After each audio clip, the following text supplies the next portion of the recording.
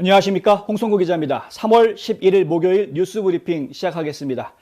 첫 소식은 트럼프 대통령 이야기부터 시작을 하겠습니다. 트럼프 전 대통령이 어젯밤에 성명서를 두 가지를 내놓았는데요. 그 중에 하나는 코로나 바이러스 사태 때 이 행정부, 트럼프 행정부가 신속하게 조치를 취하지 않았다면 미국은 아직도 백신을 보유하지 못했을 것이다 라는 내용의 성명서를 내놓았습니다. 그러면서 모든 사람들이 코로나 백신을 맞을 때 트럼프가 내가 대통령이 아니었다면 5년 동안, 적어도 5년은 이 아름다운 주사를 맞지 못했을 것이고 아마도 전혀 맞지 못했을 수도 있다. 이것을 좀 기억해달라. 모든 사람들이 좀 기억해달라.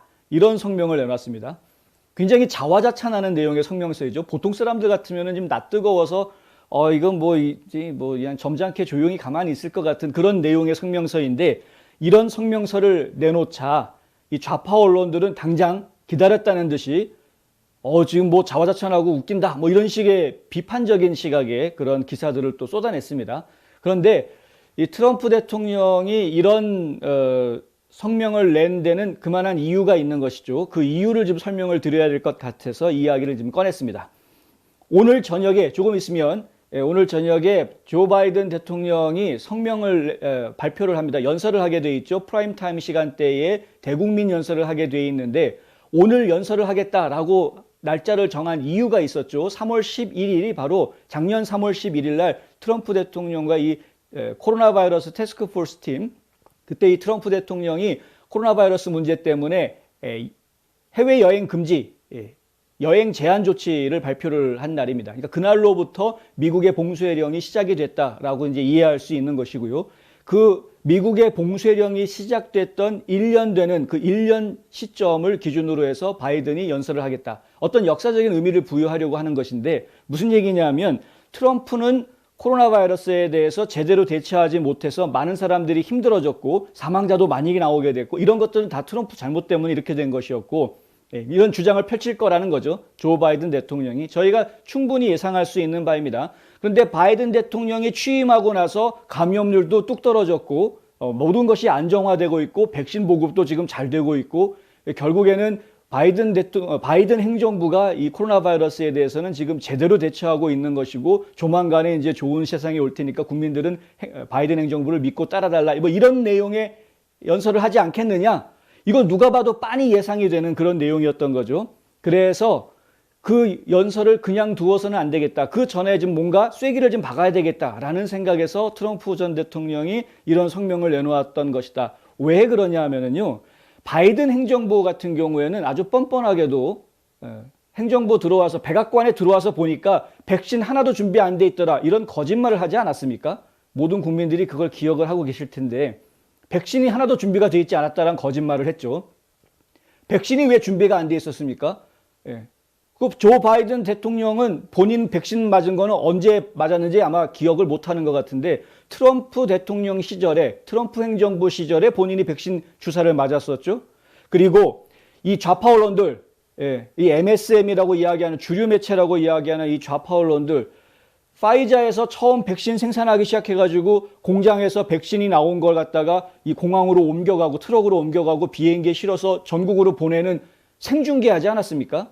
그래놓고선 트럼프 대통령 때 백신이 준비되지 않았다라는 말을 감히 할 수가 있었냐. 말도 안 되는 얘기죠. 지금 나와 있는 백신 3가지 종류 모두가 다 트럼프 행정부 시절에 이미 있었던 프로젝트였던 것이고, 그리고 모든 전문가들이 그 당시에 아무리 짧아도 2년, 적어도 5, 6년은 걸리는 일이다, 백신을 만든다라는 것은. 상당히 그건 어려운 작업이 될 것이다 라고 이야기했지만 트럼프 대통령은 그거 아랑곳하지 않았습니다. 일단 해라. 누군가가 개발을 한다 그러면 우리 사주겠다. 그래서 지금 파이자라든가 모더나라든가, 특히 모더나 같은 경우에는 이 행정부하고 직접 관련이 돼서 움직였던 연구소였죠. 그러니까 모더나도 그렇고 파이자도 그렇고 일단 거기에 집중할 수 있었던 이유가 트럼프 행정부에서 선주문 계약을 이미 다 해주었기 때문에 사실 연구 개발에 집중할 수 있었던 그런 상황이었던 것을 우리가 다 알고 있는 것입니다. 기억하고 있는 것입니다. 그러니까 사실 지금 전 국민들이 맡고 있는 이 백신 개발에 있어서 트럼프 대통령의 업적이라는 것을 우리가 인정 안 할 수가 없는 것이죠. 그런데 바이든 행정부에서는 트럼프 대통령의 업적을 어떻게 해서든 다 지워버리고 거짓말을 해서라도 없애려고 했기 때문에, 이미 그런 모습을 거짓말을 했었기 때문에 그렇기 때문에 트럼프 대통령이 3월 11일 날 바이든이 연설을 한다고? 그렇다면 분명히 또 거짓말하고 이상한 소리를 할 수 있겠군 해서 그 전에 국민 여러분들 기억해 주십시오. 백신 개발은 트럼프 행정부 때 있었던 것이고 트럼프 행정부 때 백신 허가까지 다 받게 하지 않았습니까? 그러니까 그런 것들을 기억해 달라라는 성명을 내놓은 것입니다. 그러니까 이 MSM 이 주류 언론들이나 혹은 지금 바이든 행정부가 하고 있는 거짓말에 국민들이 속아 넘어가지 마라라는 취지에서 이런 성명이 나온 것이다. 그걸 좀 알고 계셔야 할 것 같아서 뭐 이미 다 아시겠지만 높아심에 말씀을 드렸습니다. 트럼프 대통령이 어제 하나 더 성명을 내놓은 것이 있는데요. 그것은 조지아주의 연방 상원의원으로 전에 미식 축구 선수, 풋볼 선수로 아주 유명했던 허시엘 워커 선수가 좀 출마해주면 좋겠다라는 이런 성명도 내놨습니다. 이건 좀 이례적인 거라고 제가 봐야 하는데 기존의 정치인들이 트럼프 대통령의 지지를 받는, 지지 성명을 받는 이런 경우는 충분히 있었던 일이죠. 여러 차례 있었고 최근에도 계속해서 트럼프 대통령이 어느 지역의 아무개를 지지한다라고 계속해서 또 성명을 내고 있는데요.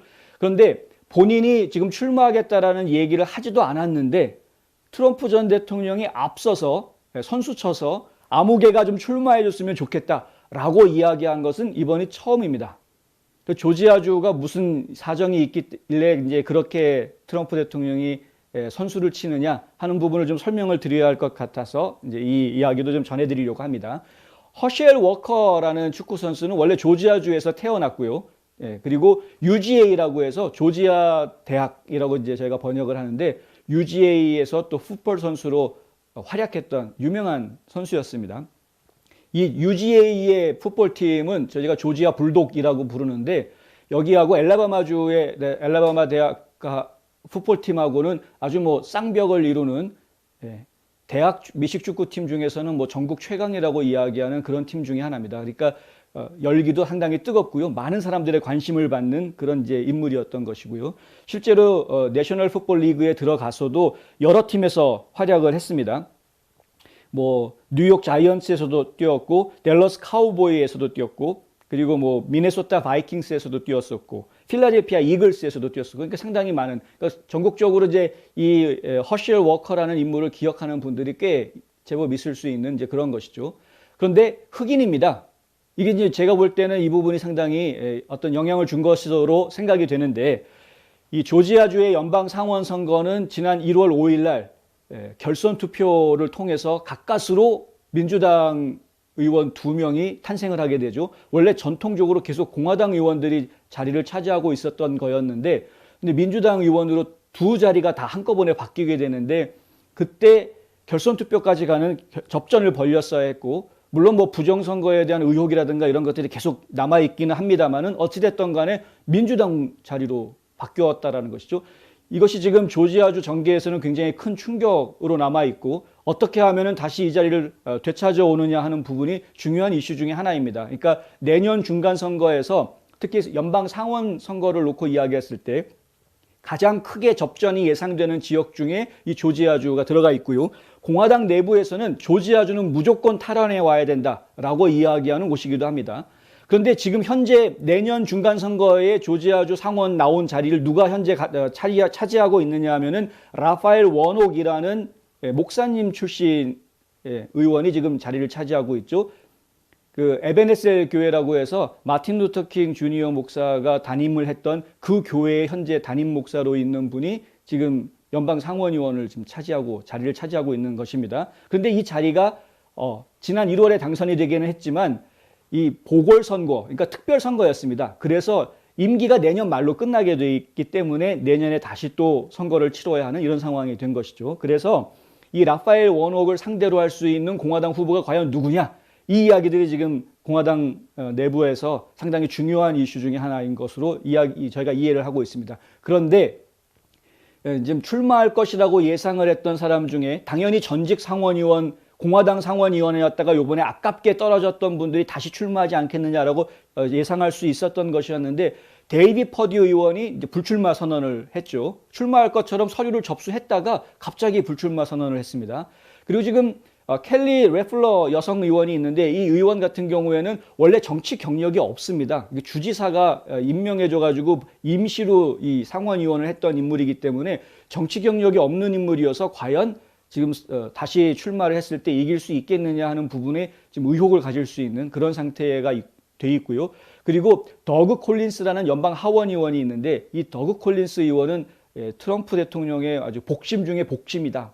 충복이다라고 이야기하는 그런 인물인데 아마도 연방 상원의원 선거보다는 주지사 선거에 출마하지 않겠느냐라는 이야기들이 많이 지금 나돌고 있습니다. 왜냐하면 이 브라이언 캠프 조지아 주지사가 트럼프 대통령의 말을 제대로 듣지 않고 좀 반발하는 모습을 보이면서 트럼프 대통령과 거리가 좀 벌어졌다라는 측면이 있기 때문에 그리고 사실 지금 이 캠프 주지사 같은 경우에는 트럼프 대통령을 도와줄 수 있는 충분한 입지가 있음에도 불구하고 고집을 좀 많이 부리긴 했습니다. 그래서 지금 트럼프 대통령 지지자들 사이에서는 캠프 주지사에 대한 지금 인기가 떨어져 있는 이런 상황이기 때문에 이 더그 콜린스 하원 의원을 주지사로 내세워 가지고 아마 트럼프 대통령이 이 캠프 자리를 콜린스로 바꾸려고 하는 것 아니냐. 뭐 이런 지금 이야기들이 진행이 지금 되고 있는 것이죠. 그래서 더그 콜린스 하원 의원은 주지사로 출마할 것 같다. 그렇다면 과연 상원의원 선거에서 내년 있을 상원의원 선거에서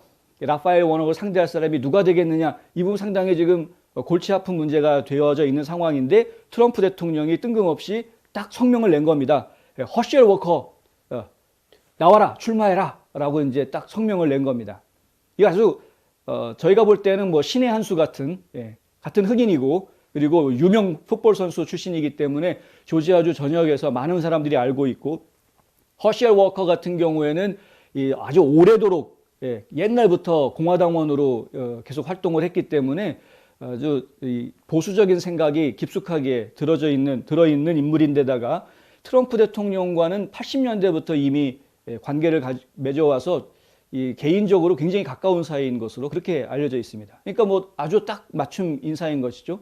다만 이제 태어나기는 조지아에서 태어나고 대학도 조지아에서 나왔지만 현재 지금 살고 있는 곳이 조지아주가 아니기 때문에 좀 문제가 되지 않겠느냐라는 지적도 있을 수 있는데 지금 조지아주의 2명의 연방 상원 의원들 중에서 한 명인 존 오소프라는 의원이 있는데요. 이분도 조지아주에 사는 사람이 아니었는데 이번에 당선이 됐습니다. 그래서 타주에 사는 인물이라고 해서 그렇게 크게 문제가 될 것 같지는 않다. 더군다나 조지아주 태생이니까 라고 지금 생각을 하고 있고 과연 이 허셀 워커가 이 트럼프 대통령의 콜링을 받아들여서 그럼 나 출마하겠습니다 라고 이야기를 할지 이 부분 저희가 좀 궁금한 부분입니다. 당장 급하게 팍스뉴스에서 인터뷰를 요청해가지고 인터뷰를 하긴 했는데 본인이 아직은 결정을 못하고 있는 대답을 정확하게 하지 않는 그런 상황이기 때문에 좀 더 지켜봐야 할 것 같습니다. 어쨌든 이 트럼프 대통령은 계속해서 지금 내년 선거에 어떤 사람들이 나가게 될지를 한 명 한 명 지금 계속 찝고 있고요. 당신 나가, 난 당신 지지해 라고 이제 분명하게 한 명 한 명 자리를 지금 메꿔 나가고 있고 그렇게 하는 과정 중에 이 라이노들한테는 기회를 다 주지 않을 것이다. 어떻게 해서든 공화당을 다시 하원과 상원에서 과반수 이상을 차지하게 하는 작업을 해내면서 공화당을 다시 트럼프 대통령의 당으로 만들어가는 작업을 계속해서 추진할 것이다. 이제 그렇게 보여지고요. 그런데 지금 나오는 이 방법들을 보면은 굉장히 획기적인 아이디어들이 계속 나오고 있어서 상당히 기대가 되고 있는 그런 상황입니다. 미국 시애틀 지역의 에드먼드 칼리지는 우수한 교육 수준과 높은 대학 편입률을 자랑합니다. 코로나 대유행으로 인해 이제 한국에서 온라인으로 입학 신청, 수업 및 학위 취득이 가능해졌습니다. 120개 이상의 다양한 전공과 집중 영어 프로그램이 있는 에드먼드 칼리지는 여러분의 학위 취득을 도와드립니다. 에드먼드 칼리지의 입학 신청은 연중 내내 열려 있습니다. 지금 웹사이트에서 2021년도 수업을 신청하세요. 네, 그 Judicial Watch라는 곳이 있습니다. 저희가 이제 사법 감시 단체다 이렇게 부르기도 하고요. 그리고 또 이 Judicial Watch라는 곳은 온라인 매체로서 역할도 하고 있습니다. 그러니까 인터넷을 통해서 뉴스 공급도 계속 하고 있는데 이 Judicial Watch에서 지금 낸시 펠로시 하원 의장과 마크 밀리 합참 의장이 서로 통화를 나누었던 부분에 대해서 이제 정보 공개 요청을 했습니다. 그런데 이 정보 공개 요청을 한 지가 시간이 좀 지났음에도 불구하고 계속 국무부 쪽에서 국방부 쪽에서 자료를 내놓지 않고 있어서 소송을 아예 걸었다. 이런 이제 보도가 나왔습니다. 정보자유법이라는 것이 있는데요. FOIA라고 해서 이 정보자유법은 국민의 알 권리를 충족시켜주기 위해서 언론이라든가 아니면 이런 비영리 단체라든가 이런 것들이 정부기관에 대해서는 정보를 요청할 수 있는, 그걸 보여달라고 요청할 수 있는 그런 법입니다. 현재 국민의 알 권리를 위한 법인데, 그런데 이 법에 근거해서 이제 소송을 한 것이죠. 내용은 뭐냐 하면 1월 8일, 그러니까 이제 1월 6일 날 의사당에 사람들이 난입하고 폭동을 벌였던 1월 6일로부터 이틀 뒤인 1월 8일 날 이 낸시 펠로시 당시 하원 의장과 마크 밀리 당시 합참 의장이 서로 간에 전화 통화를 했는데 그 전화 통화 내용을 좀 정확하게 알고 싶다라는 것이 소송의 내용입니다. 그리고 이 전화 통화의 내용을 정확하게 이해하고 파악하기 위해서 11월 1일부터 작년 11월 1일부터 현재까지의 이 두 사람 간에 오고 갔던 모든 통화 내역과 대화 내용을 전부 다 공개해달라. 이렇게 소송을 걸었습니다. 이 내용이 왜 저희가 중요하게 생각을 하느냐 하면 그 대화 내용에 어떤 말이 있었냐 하면 낸시 펠로시가 트럼프 당시의 대통령에 대해서 unhinged, 그러니까 정신이 나간, 매우 불안한, 정신 나간, 혹은 이제 저희가 번역할 때는 미친이라고 번역할 수도 있는 단어인데요. unhinged 트럼프 해가지고 트럼프가 지금 정신이 나갔다. 그래서 제정신이 아니다. 제정신이 아니기 때문에 지금 반란을 일으키려고 한다. 이런 이야기를 했다는 것이죠. 그래서 트럼프 대통령이 반란을 일으키지 못하게 군부에서 알아서 좀 예방책을 대책을 만들어야 되지 않겠느냐라는 주문을 펠로시가 이 합참 의장한테 했다는 것입니다. 그러니까 그런데 저희가 전해 듣기는 그렇게 전해 들었으나 구체적인 이 워딩, 실질적으로 어떤 말들이 오고 갔는지 구체적으로 놓고 이야기해야 법적인 문제가 없을 수 있기 때문에 그 부분을 좀 명확하게 파악해야 되겠다 해서 지금 이제 주디셜 워치라는 곳에서 소송을 걸어서라도 그 통화 내용을 확보해야 되겠다. 이렇게 지금 나온 것이죠. 이 내용 상당히 지금 저희가 중요하게 볼 수밖에 없는 게 이 주디셜 워치의 대표가 한 이야기를 한번 저희가 들려드리겠습니다. 대통령은 이제 최고 사령관 역할을 할 수가 있죠. 그러니까 대통령의 최고 사령관 역할과 권력 분립을 저해할 수 있는 위험한 선례를 남길 수 있다라는 것이 이제 주디셜 워치 측의 이야기입니다. 무슨 얘기냐 하면은 이 펠로시 당시 이제 하원 의장이 여러 가지 조치들을 취합니다. 의회 폭동 사건이 있고 난 다음에 마이크 펜스 부통령한테는 수정헌법 제25조 발동해라 이렇게 하죠. 그 수정헌법 제25조는 이 부통령하고 국무장관들 다 모여가지고 투표를 하는 겁니다. 절반 이상 만약에 찬성을 하게 되면 그러면 대통령이 임무정지, 대통령 직위를 정지시키고 부통령이 대통령 직위를 물려받을 수 있게, 이게 이제 임시 대통령이 되는 거죠. 대통령 대행. 이렇게 할 수 있도록 하는 그런 내용인데 보통은 이제 대통령이 유고시에 어떤 임무를 할 수 없는 상황일 때 그렇게 하는 것인데 지금 펠로시의 주장대로라면은 당시에 트럼프가 이제 제정신이 아니다. 제정신 아니니까 당연히 이 사람은 대통령직을 수행할 수가 없으니까 빨리 부통령이 국무장관들 모아가지고 수정헌법 제25조 발동을 해라. 이렇게 펠로시 측에서는 주장을 했던 겁니다. 물론 마이크 펜스가 그렇게 하지 않았죠.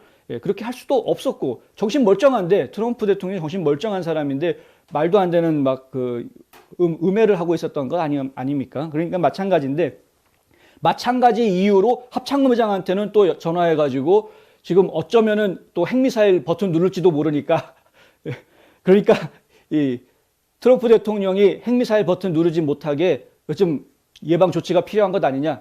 제가 지금 해드리고 있는 이 이야기들이 이게 무슨 뭐 소설 속에 나오는 그런 이야기가 아니라 실제로 있었던 일입니다. 아마 기억력이 좋으신 분들은 이거 뉴스 보도 다 됐던 걸 기억을 하실 겁니다.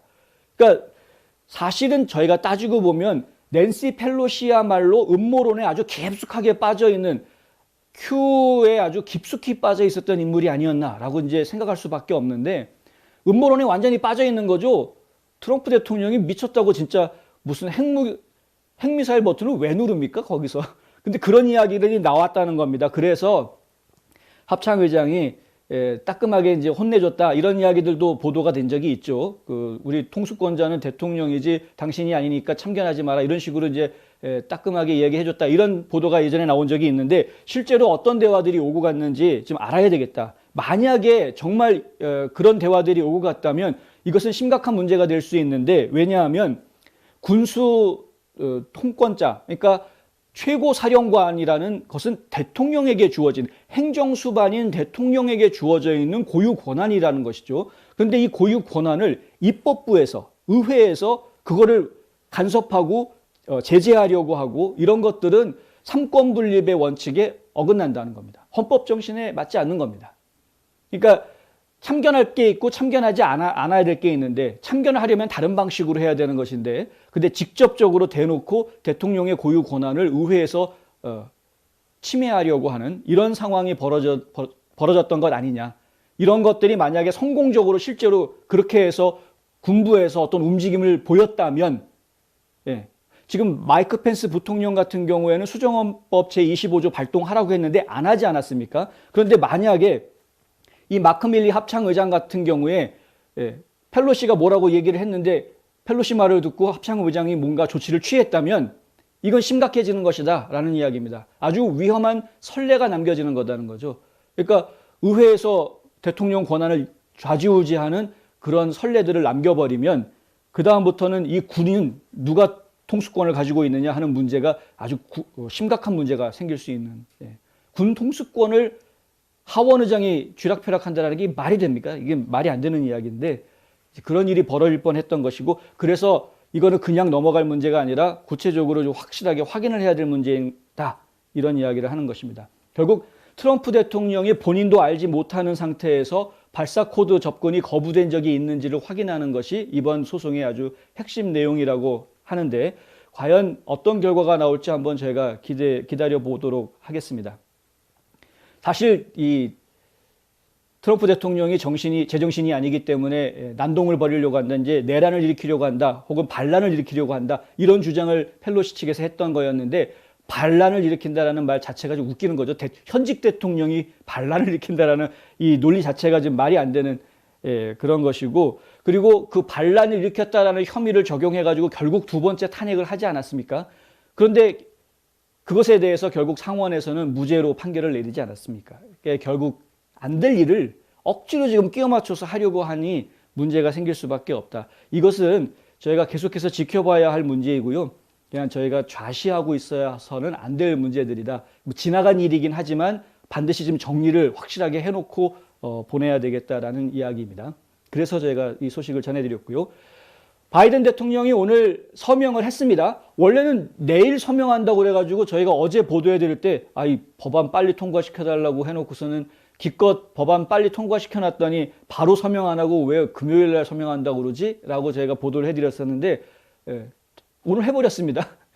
뭐 이랬다 저랬다 믿을 수 없는 백악관 이랬다 저랬다 하면 정말 답답한데요.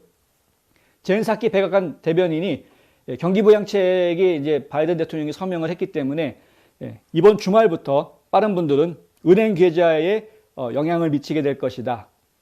이렇게 발표를 했습니다.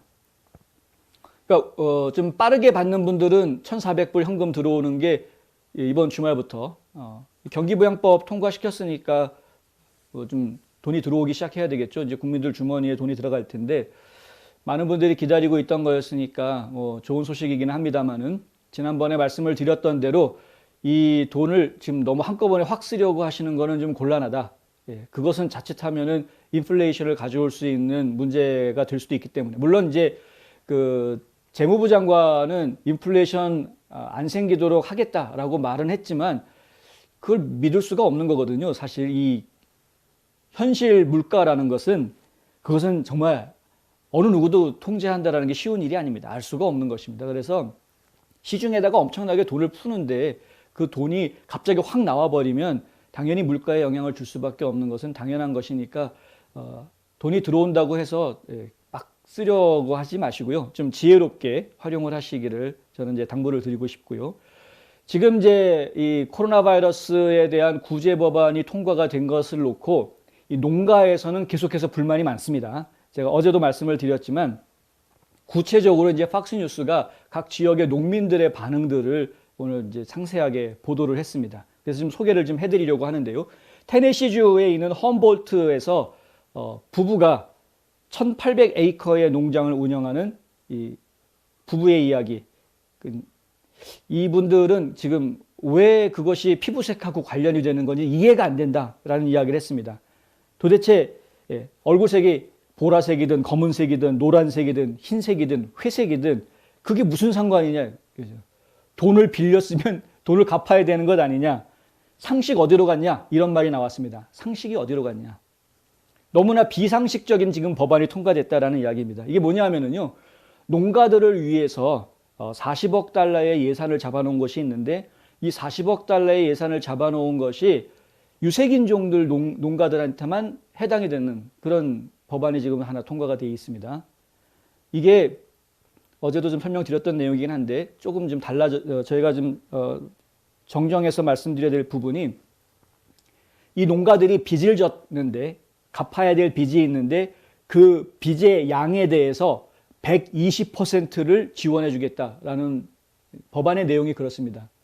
빚을 갚아주겠다가 아니라 빚 있는 거에 120%를 주겠다. 그러니까 제가 만약에 100달러 빚이 있으면 120달러를 주겠다라는 겁니다.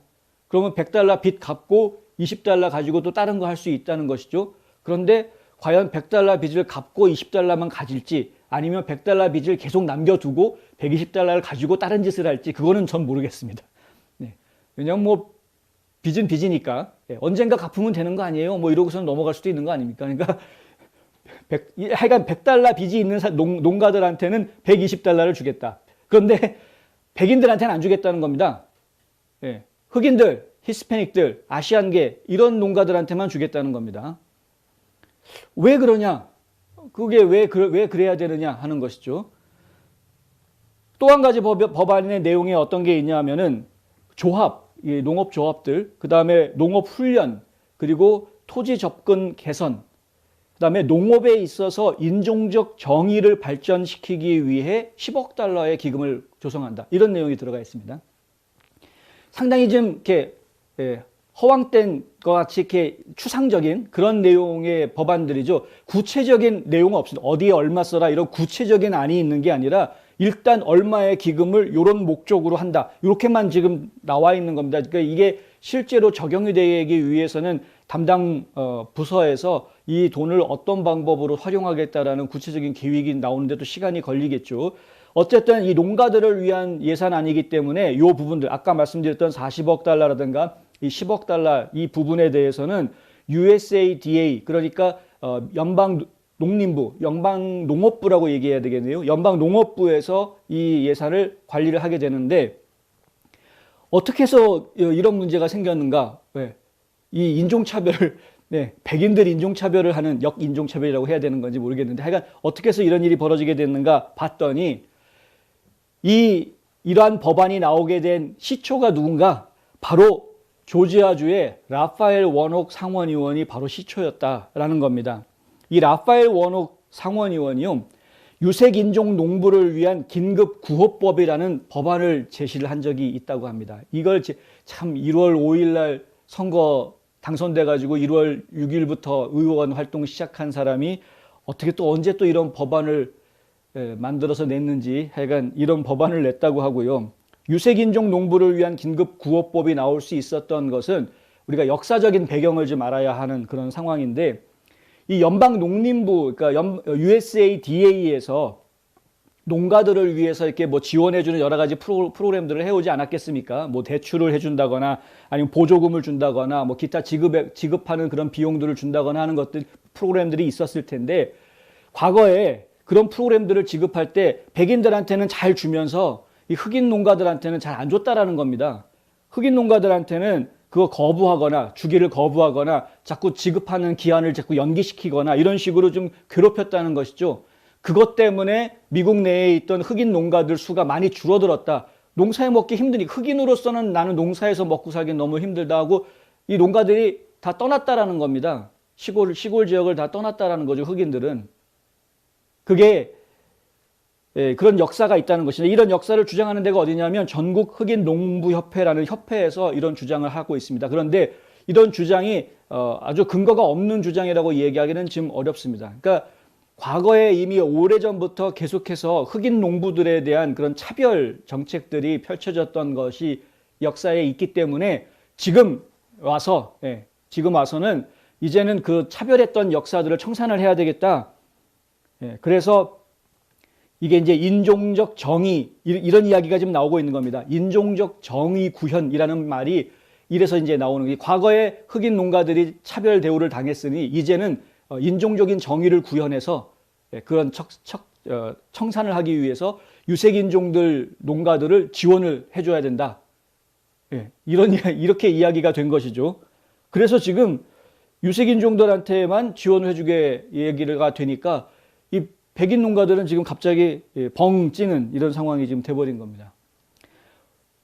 조지아에서 지금 농사를 짓고 있는 벤지 앤더슨이라는 분이 팍스뉴스하고 인터뷰에서 한 이야기인데요.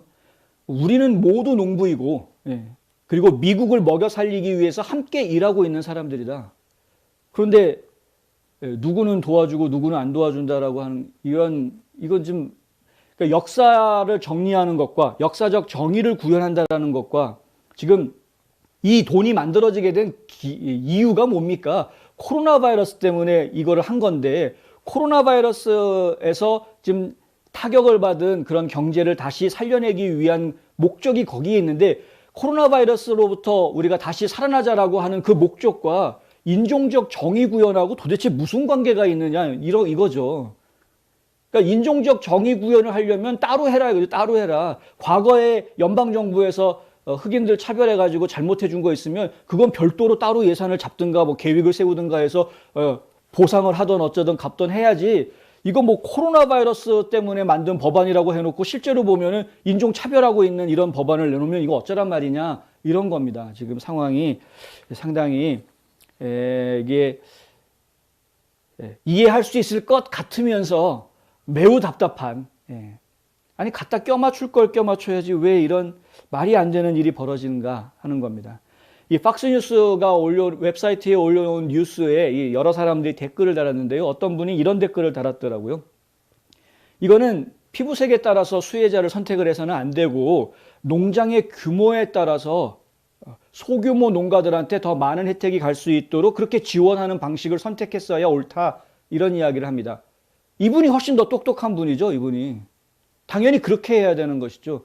그러니까 지금 농가가 좀 어려워졌다. 바이러스 때문에 사람들 일꾼 구하기도 힘들어졌고 좀 경제적으로 타격을 받았다. 그러면 타격을 받은 그 농가들을 도와주기 다시 농산물 생산을 다시 활성화시킬 할 수 있게끔 도와주는 방법을 찾아야 되는 것이고 그것은 자생력이 부족한 소규모 농가들을 지원하는 방식으로 초점이 맞춰졌어야 옳다. 이게 규모가 크냐 작냐 살아날 힘이 있느냐 없느냐를 판단으로 해서 이 지원책을 펼쳤어야 하는 것이지 그게 피부색을 기준으로 해서 지원책을 펼친다라는 것이 이것이 과연 합리적이긴 하냐 말이 되느냐.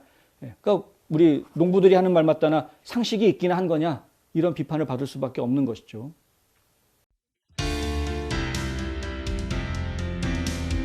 자동차를 사기 원하세요? 주택 구입에 꿈이 있으신가요? 미국에서 여러분의 크레딧 스코어는 무엇보다도 중요합니다. 여기 크레딧 리페어 보스에서 여러분의 크레딧 스코어를 교정해드립니다. 600점과 700점, 여러분의 미래가 바뀝니다. 지금 206-321-7404로 전화하셔서 크레딧 문제를 해결하세요. 예, 아이리스님 한인 농가는요? 라고 물어보시는데요. 한인은 유색인종입니다. 혜택 받습니다. 네, 어떤 혜택을 받으실지 모르겠는데 보통 이 한인 농가들은 빚을 지지는 잘 않으세요. 보통 보면은 어떻게든 자금을 융통해서 하시기 때문에 빚을 지는 것 자체가 쉽지가 않습니다. 이 미국 사회에서 유색인종들이. 그러니까 결국에는 포함은 되는데 혜택을 받을 수 있는지 사정들이 어떤지는 구체적으로는 잘 모르겠습니다만은 하여튼 혜택 받으실 수 있는 대상은 됩니다. 이 아시안도 유색인종이기 때문에.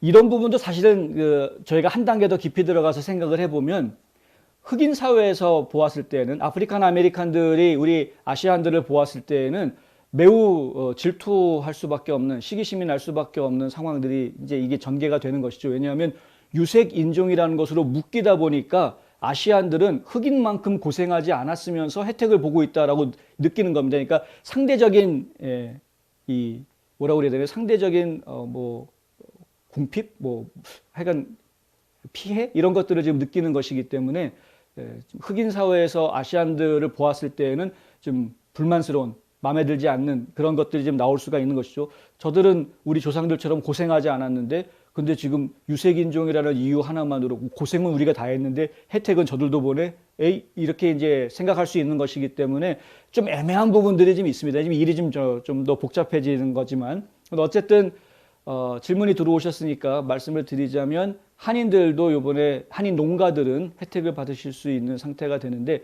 빚을 진 한인 농가들이 과연 얼마나 많은지 그건 잘 모르겠다 하는 것이고요. 뉴욕은 지금 뭐 계속해서 쿠오모 주지사 때문에 계속 난리를 치고 있는 상황이죠.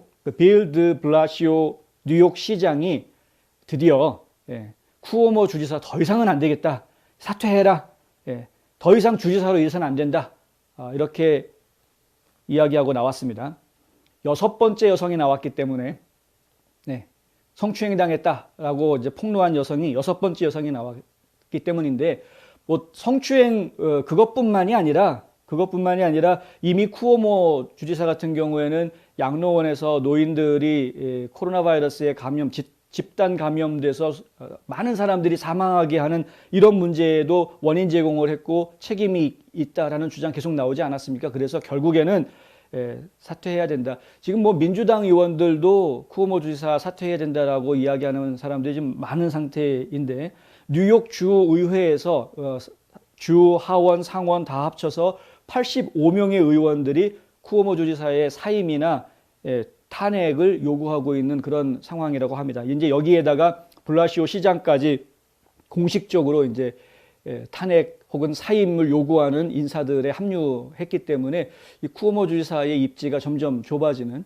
뭐 지금까지는 계속해서 나는 절대 물러서지 않겠다, 뭐 끝까지 일하겠다 이런 식으로 버티고 있는데 과연 얼마나 오래 버틸 수 있을지 잘 모르겠습니다. 그리고 캘리포니아 주지사 같은 경우에도 리콜이 지금 거의 확실시 되어가고 있는 이런 상황이기 때문에 뭐 쿠오모 주지사 같은 경우에도 결국은 어쩔 수 없이 물러서야 되는 것이 아닌가. 민주당 지도부에 이제 결단이 좀 필요할 것 같은데요. 뭐냐면 쿠오모 주지사가 그만두게 되면 그러면 그 자리를 그 뒤에 누가 메꾸게 되는 것인가, 그 자리를 누가 다시 차지하게 할 것이냐를 놓고, 민주당 쪽에서는 당연히 민주당 인사가 그 자리를 차지하게 해야 할 것이라고 생각할 테니까 과연 누가 그 자리에 올라갈 것인가에 대한 그런 부분들이 어떤 결단이 서야 되는 것이겠죠. 이제 그런 부분들까지 결단이 다 서게 되면 뭐 결국은 쿠오모는 민주당에서 팽당하는 것으로 마감되지 않겠느냐, 이제 이렇게 예상이 됩니다. 이건 뭐 계속 지켜보겠습니다. 텍사스주에서는 한 달 동안 아주 특별한 작전을 펼친 끝에 31명의 어린이들, 실종 신고됐던 어린이들을 구출했다라는 소식이 전해졌습니다. 31명의 아이들이 구조가 되기는 했는데 그 중에서 24명은 이 친구 집이라든가 친척 집에 가 있던 그런 상황이었다고 합니다. 그러니까 단순 가출이었던 것이죠. 아빠 엄마 보기 싫어요. 왜 트럼프 찍었어요? 뭐 이런 건지 모르겠는데, 그런 건지는 모르겠습니다만은 하여간 이제 단순 가출이었던 것으로 그렇게 확인이 되고 다시 부모님들한테 돌아갔다고 하는데요. 7명은 성매매를 당했다고 합니다. 그러니까 상당히 위험한 상황에 있었던 것이죠. 그리고 이 사람들을 구출하는 과정에서 여러 성매매자들, 성구매자들이죠. 성구매자들을 체포하는 그런 이제 성과를 냈다고 하는데, 이 지금 작전이 펼쳐진 지역, 그 주요 지역이 댈러스 지역하고 포트워스 지역입니다. 이쪽은 댈러스 한인타운, 한인들이 많이 거주하고 있는 지역이기도 해서 저희가 좀 관심을 좀 가져야 할 것 같은데, 좀 안타까운 소식이고요. 국립범죄정보센터에서 내놓은 자료에 따르면 2020년도, 그러니까 작년 한 해 동안에 34만 6천 건의 아동 실종 신고가 있었는데, 근데 그 중에서 실제로 귀가하는, 다시 집으로 돌아가는 아이들 숫자도 거의 대부분 그 정도 숫자가 나온다고 합니다. 그러니까 1년에 한 30만 명 넘는 아이들이 실종 신고가 되고 또 30만 명 넘는 아이들이 다시 또 부모한테 돌아가는 이런 일들이 벌어지고 있는데, 문제는 그 숫자 통계로만 보면은 아무 문제 없는 것처럼 보일지 모르지만 실제로 문제가 되는 것은 그중에 강력범죄의 희생양이 되는 아이들이 나오더라는 것이죠. 이 연방보안국장으로 있는 도널드 워싱턴이라는 분이 하는 이야기입니다. 많은 미아들이, 그러니까 실종 아동들이 강력범죄의 희생양이 되거나 그들이 누구인지에 따라 특히 위험해질 수 있다는 겁니다.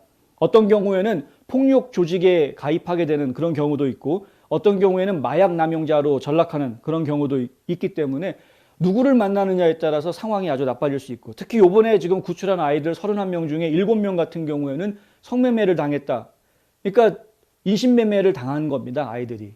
이 상당히 좀 위험한 그런 상황이기 때문에 지금 미국에서 아이를 키우시는 분들은 상당히 좀 신경을 쓰셔야 하는 한국처럼 이 유치원 때부터 본인이 알아서 학교에 등교하고 이런 그런 게 아니죠. 뭐 초등학생 정도 되면은 학교에는 본인이 알아서 걸어서 등교하는 그런 나라가 아닙니다. 미국이란 나라는 그냥 집 앞에 서 있으면은 학교 버스가 와서 타면은 학교 갔다 오고 끝나면은 또 집으로 바래다 줘서 집 앞에 내려서 또 집에 들어가고 학교 집 일요일은 교회 뭐 이게 지금 일상생활인 게 전부인 그런 것이기 때문에 이 아이들 같은 경우에 한번 실종이 돼가지고 잘못된 사람들을 만난다고 하면 무슨 일이 벌어질지 알 수 없는 특히 이 마약 문제라든가 이 폭력 집단 그리고 인신매매단들 전국적으로 좀 많이 확산해 있기 때문에 아이들 키우는 분들 좀 신경 쓰셔야 하겠습니다.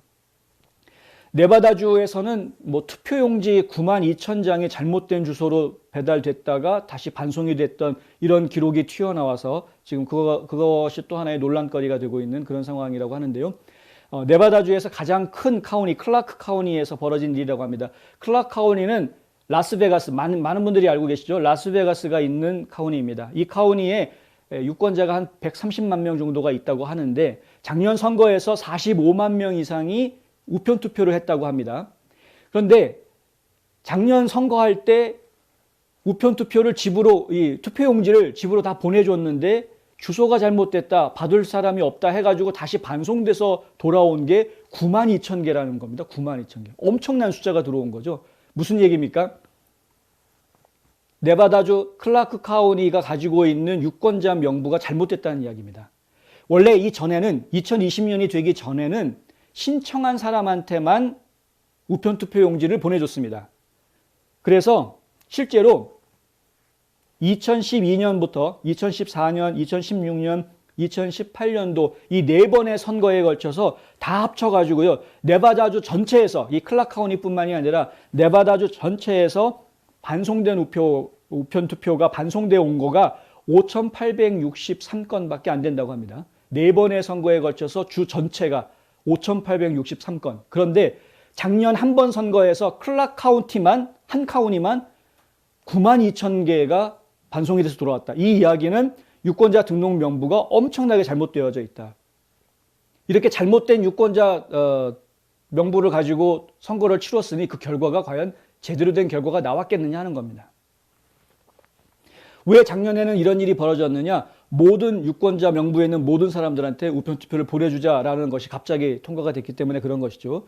지금 저희가 이 부분을 좀 심각하게 보는 이유가 HR1 선거개혁법 지금 하원 통과하지 않았습니까? 상원에서 이거 반드시 막아주어야 하는데 이 HR1 선거개혁법 통과된 내용에 여러 가지 내용들이 있는데 그 중에 하나가 바로 이 우편투표 용지를 유권자 명단에 있으면 무조건 다 보내줘라. 전국적으로 다 그렇게 해줘라. 라는 내용이 들어가 있기 때문에 그렇습니다. 이건 뭐 대놓고 불법 투표 권장하자라는 그런 내용입니다. 그러니까 이걸 하기 전에 우편 투표 용지를 집으로 다 보내줘라. 이거를 의무화하기 전에 뭘 먼저 해야 되냐면 각 카운티마다 가지고 있는 각 주 국무부가 가지고 있는 유권자 명단에 있는 명단이 제대로 된 명단인지를 걸러내는 청소하는 작업부터 먼저 해야 되는 것이죠. 그런데 그런 내용은 HR1에 있지가 않습니다. 그러니까 이게 문제라는 겁니다. 최근에 이제 브라이트바트 뉴스에 나온 걸 보면은 인디애나주 법무장관이 이런 말을 했는데요. HR1 이 법은 지난해 선거 당시 부정이 일어나거나 완전히 잘못된 것들 이런 것들 다 묵동그려가지고 또는 부정행위를 할 수 있는 기회를 아주 본격적으로 할 수 있게끔 성문화해 주는 것이다. 성문화. 법으로 부정투표 할 수 있게끔 법을 만들어 주는 것이다 이거죠. 이거 곤란한 겁니다 이제. 네. 계속 이런 일들이 진행이 되고 있는 점은 저희가 상당히 안타깝게 생각을 하고 있는데, 하여간 HR1도 그렇고 HR5번도 그렇고 지금 계속해서 좀 이따가 제가 또 다른 법안에 대한 이야기를 해드릴 텐데, 지금 연방 하원을 통과하고 있는 상당히 많은 법들이 민주당 쪽에서 무작정 밀어붙이는 법들이다 보니까 문제가 있는 법들이 굉장히 많은 겁니다. 보터 아이디 저희 정말 필요한 것이거든요. 조은 조회님도 얘기해 주셨지만 보터 아이디 굉장히 중요한 겁니다. 이 사람이 정말 합법적으로 투표할 수 있는 제대로 된 사람인가에 대한 확인 작업이 정확하게 되어줘야 하는 것인데, 이걸 못하게 하는 것이 이번에 HR1의 법안 내용 중에 하나다. 그러니까 보터 아이디라는 건 의미 없게 하는 겁니다. 아이디 없어도 그냥 투표할 수 있게끔 해주는 방법들이 그 HR1에 보면 여러 가지 방법들로 아이디 없이 투표할 수 있게 해주는 이런 참 위험한 그런 상황이어서 저희가 지금 계속 주시하고 있습니다. 이거 절대 상원 통과하면 안 되겠다. 혹시 주변에 기회가 되셔서 지역의 연방 하원이나 혹은 연방 상원의원들하고 대화할 시간이 있다거나 연락하실 수 있는 기회가 주어진다면 HR1은 무조건 통과시키면 안 된다. 이건 잘못된 법이다. 얘기해 주시면 좋겠습니다.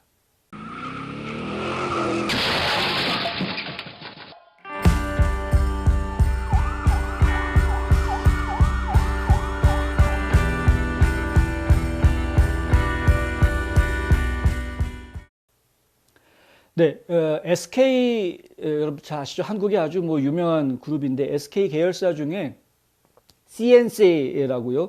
또 이제 네트워크 쪽을 관련하고 있는 이런 회사인데요. 근데 한 10년 전에 미국에 진출을 하려고 사무실을 냈다가 그냥 포기하고 물러났던, 그런데 다시 지금 올해 들어서 다시 사무실을 냈다.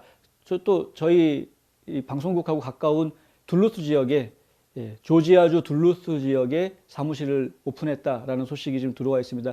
이 조지아주 지역사회에서는 지금 관심을 가지고 다 보도를 하고 있는데요. 왜냐하면은 이 SK CNC가 조지아에 들어오게 된 이유가 무엇이냐? 결국은 SK 배터리 공장 때문에 들어왔다라는 것이고요.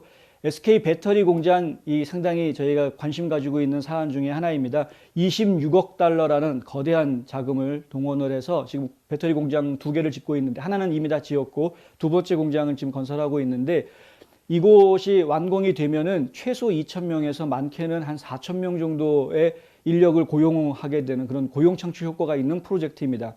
조지아주 역사에서 이렇게 해외 자금 유치에다가 공장을 만든 이런 프로젝트 중에 조지아주 역사의 가장 큰 프로젝트로 진행되고 있는 겁니다. 이 SK 배터리 공장이.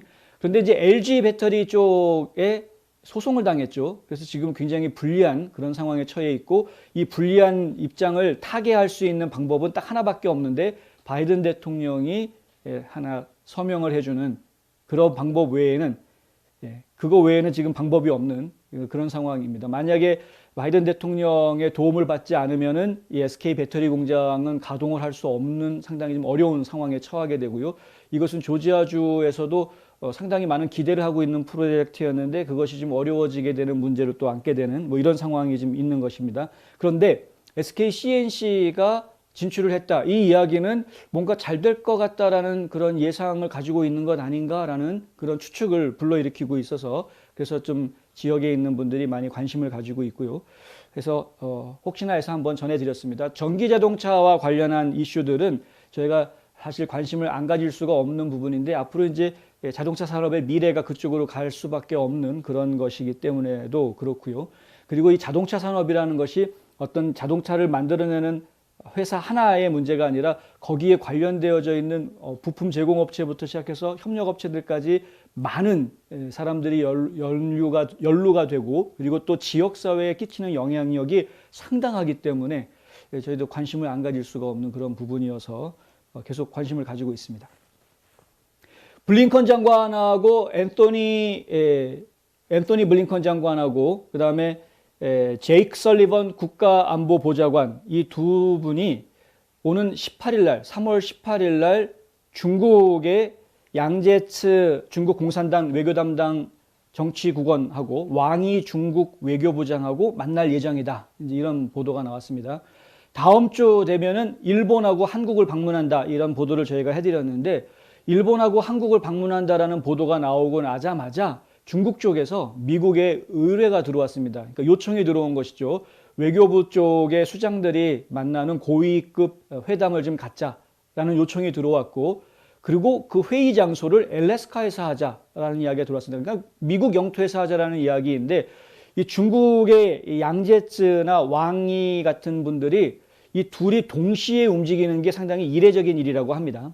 그러니까 보통은 이게 업무 분담을 해서 따로따로 움직이는 경우들이 대부분인데, 이 둘이 동시에 움직이는 것은 상당히 이례적이어서 뭔가 좀 중요한 이야기가 있는 것 아니냐라는 이제 관측이 나오고 있고요. 그리고 하필이면은 만나는 장소도 제3지역도 아니고 미국 땅에서 만나자. 물론 본토는 아니지만, 알래스카이기 때문에 본토는 아니지만 미국 땅에서 만나자라고 한 것도 뭔가 좀 미국한테 중국이 좀 저자세로 나오는 것 아니냐라는 이야기가 지금 나오고 있어서 어떤 내용들의 이야기들이 진행될지에 대한 관심이 지금 많이 높아져 있는 그런 상황입니다. 사실 지난 4년 동안 트럼프 행정부에서는 지적 재산권 문제라든가 불공정 무역 관행 문제라든가 뭐 코로나 문제 심각하죠. 트럼프 대통령은 계속해서 이거 중국 바이러스 이렇게 부르지 않았습니까? 그러니까 이런 그 코로나 바이러스에 대한 그 중국 당국의 책임, 이런 부분들 때문에 계속해서 지금 뭐 중국하고는 관계가 좋지 않았고, 그리고 사실 저희가 뭐 대놓고 하는 이야기입니다만은 트럼프 행정부의 가장 큰 업적 중에 하나가 중국을 적으로 명시했다라는 것, 이것이 가장 큰 업적 중에 하나다, 이렇게 이야기하고 있지 않습니까? 그러니까 결국은 지금 중국은 적국이다라는 입장을 분명히 했던 것인데, 지금 바이든 행정부가 들어서면서 과연 중국을 적으로 보느냐 마느냐 하는 그걸 가지고 지금 뭐 워싱턴 정가에서는 말들이 많은 상황이죠. 계속해서 인사청문회 할 때 이 상원의원들 계속해서 물어봤었습니다. 블링컨 국무장관한테. 그러니까 중국이 적이냐 계속 물어보는데 애매하게 답변을 했었죠. 블링컨 장관 같은 경우에는 뭐 적일 수도 있다. 뭐 안보 문제에 있어서는 적이라고 생각하기도 한다. 뭐 이런 애매한 대답을 하면서 경쟁자 뭐 이런 이야기들 자꾸 이야기를 하고, 바이든 대통령 같은 경우에도 중국에 대해서 입장을 이야기할 때에는 심각한 경쟁자라는 표현으로 그냥 넘어가는 거로 이렇게 돼 있죠. 그래서 적이라고 얘기하는 단계는 아니지만, 그래서 좀 트럼프 시절과는 다른 정책을 취할 것 같이 얘기를 하고 있지만, 실제로는 이제 심각한이라는 단어를 붙이면서 심각한 경쟁자라고 이야기하면서 계속 중국에 대해서는 압박을 펼쳐나갈 것이다라는 것을 분명히 하고 있죠. 지금 이제 한국과 일본을 방문할 때 이 국방장관과 국무장관이 동시에 같이 움직인다라는 부분, 저희가 상당히 중요하게 생각을 합니다. 이 부분이 상당히 중요하다. 뭐냐면 단순하게 그냥 형식 칠해로 끝나는 이야기들로 끝나지 않을 것 같다. 구체적인 내용들이 오고 갈 것 같은데, 특히 안보와 관련된 문제들이 이야기가 될 것이다 라고 지금 전망하는 분들이 굉장히 많고요. 이미 미국은 이제 쿼드라는 게 있지 않습니까? 그래서 뭐 일본하고 호주, 그다음에 인도까지 엮어서 지금 쿼드라는 거를 조직해서 중국을 군사적으로 압박하려고 하는 인도태평양 전선을 지금 펼치고 있는 이런 상황에서, 거기에 이제 한국이 들어가느냐 마느냐는 이런 이야기들이 지금 진행이 되고 있는 상황이기 때문에, 그리고 중국을 얼마나 더 압박할 수 있느냐 하는 이야기들이 오고 가는 상황이기 때문에, 중국 입장에서 그 부분을 어떻게 대처하고 나와야 하는지에 대한 이야기들이 있을 수가 있다. 그런데 지금 중국 같은 경우에는 시진핑이 이제 집권이 거의 10년 차가 되어 가죠. 이제 시진핑 집권 10년이 되면 사실은 누군가 이제 바뀌어야 되는 것이 아니냐, 혹은 시진핑이 다시 또 세 번째 임기를 시작할 수 있게 되느냐 하는 부분, 이 부분에 대해서도 지금 중국 내부에서 말들이 좀 여러 종류의 말들이 나오고 있는 것으로 저희가 전해 듣고 있는데, 시진핑이 이제는 임기를 10년으로 끝내고 물러나야 된다라는 의견들이 상당히 또 힘을 얻고 있는 것으로 또 전해지고 있습니다. 그래서 지금 중국의 입장이 지금 미국 쪽에다가 강대강으로 자기 무조건 세게만 나올 수 있는 그런 상황이 아닌 것으로 저희가 이해를 하고 있기 때문에, 과연 지금 중국의 외교수장들이 이 미국의 외교수장, 안보수장과 어떤 이야기들을 할지 저희가 좀 관심을 안 가질 수가 없다. 저희가 예전에 있었던 일들을 좀 간단하게 정리를 해보자면은, 지난달에 블링컨이 이 양제츠와 통화를 했을 때 뭐 여러 가지 이야기들이 오고 가긴 했겠지만은, 블링컨 장관이 했던 이야기는 지금 미얀마 문제라든가 그다음에 중국의 인권 문제, 이런 문제들을 이야기를 했고, 그런 거에 대해서 중국이 지금 제대로 입장을 제대로 취해야 할 것이다, 뭐 이런 이제 요구를 했던 것이고요.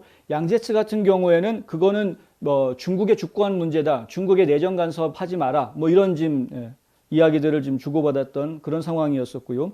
바이든 대통령 같은 경우에는 중국을 심각한 경쟁자로 표현하면서 미군의 중국 전략을 평가하기 위한 태스크포스 팀을 만들어라 해가지고요. 국방부 안에 중국의 전략을 평가하기 위한, 지금 중국의 국방력이 어느 정도 되는지를 평가하기 위한 태스크포스가 지금 만들어져 있는 그런 상황입니다.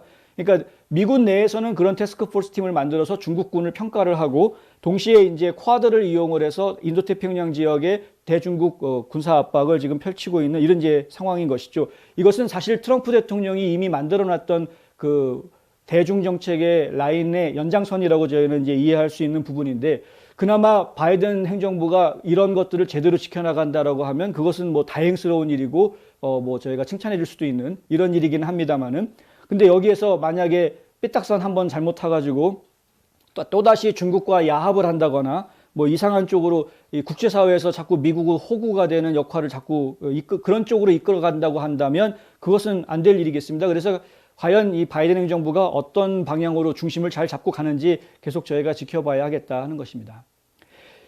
이것과 관련해서 제가 잠깐 말씀을 드리자면은 송영길 한국 국회 외교통일위원장이 어제 미국 시간으로 어제 온라인상으로 강연회를 가졌었습니다. 줌에서 강연회를 가졌는데 이게 민주평통 LA 협의회에서 주최해서 했던 행사였고요. 그 강연회에서 이런 이야기를 합니다. 뭐냐면 중국을 견제하기 위해서는 북한을 친미 국가로 만드는 그것이 정말 핵심이다. 린치핀이 될 것이다, 북한이. 그러니까 북한을 대중국 압박의 린치핀으로 만들어야 한다. 뭐 이런 이제 이야기를 한 것이죠. 이 이야기가 어떻게 나왔냐면요.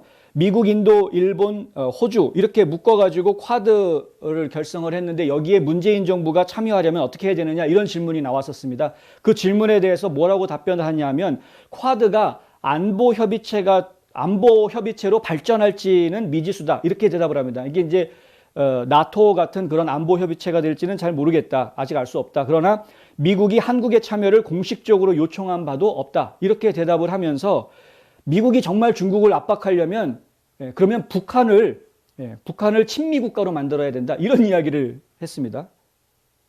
그러면서 이제 지금 북미 정상회담하고 북핵 협상 이거 동시에 추진해야 한다. 그리고 북한이 요구하고 있는 것은 결국 불가침 조약이다 하니까 불가침 조약 체결 이거 상당히 중요한 부분이다. 바이든이 예전에 쓴 책에도 이런 이야기들이 본인이 한 적이 있으니까 불가침 조약을 좀 맺으면 좋겠다. 그리고 이거 북한 이 상태로 그냥 계속 방치해두면 언제 SLBM 잠수함에서 쏘는 미사일 실험할지 모르니까 지금 가능한 한 빨리 움직여야 한다. 이제 이런 이야기들을 했는데 잘 모르겠습니다. 저희는 계속해서 지켜볼 수밖에 없는 상황이기 때문에 중국을 압박하기 위해서 북한을 근데 어떻게 할 수 있는 건지 이제 송 의원의 주장은 뭐냐면은 뭐 여행 금지를 철폐한다거나 아니면은 뭐 북미 이산 가족 상봉 이런 것들을 추진한다거나 이런 걸 통해서 좀 북한한테 긍정적인 메시지를 좀 보내주는 것이 필요하지 않겠느냐 이제 이런 이야기를 했는데 그런다고 되는 것인지